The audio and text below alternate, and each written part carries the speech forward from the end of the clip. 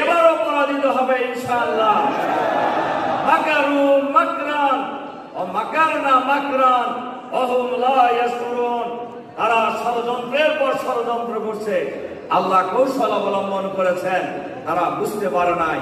ফানজুরু কাইফা কানা আকিবাতু মাকরিহিম। হে নবী, দেখো, অপেক্ষা করো, ষড়যন্ত্রকারীদের পরিণতি কি হয়েছিল। আন্না দাম্মারনাহুম কাওমাহুম আজমাইন। আমি তাদের গোষ্ঠী শুদ্ধ ধ্বংস করে দিয়েছি।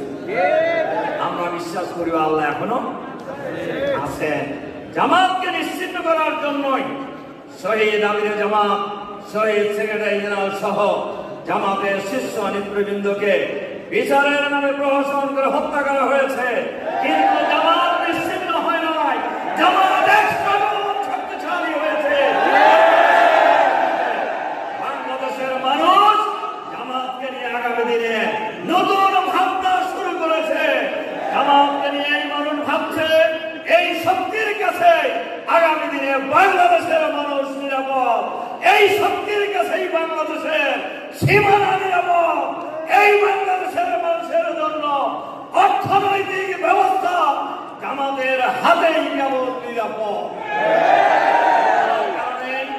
বাংলাদেশের গ্রামে গঞ্জে সর্বত্রই স্রোতের মতো মানুষ জামাতের দিকে অগ্রসর হচ্ছে, আলহামদুলিল্লাহ।